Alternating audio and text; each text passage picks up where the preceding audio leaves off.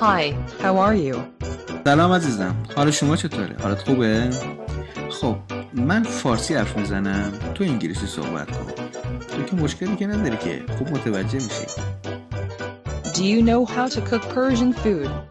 حتما میدونم، خیلی خوب هم میدونم چجوری درست میشه. How? هر وقت خواستی، هر وقت واقعا هوس کردی، خب گوشی تلفن رو بردار، یه زنگ بزن به رستوران ایران زمین. اونا واسه غذا رو دلیور میکنن. خیلی خیلی آسون. Where is the restaurant located? رستوران ایران زمین 3 شعبه داره.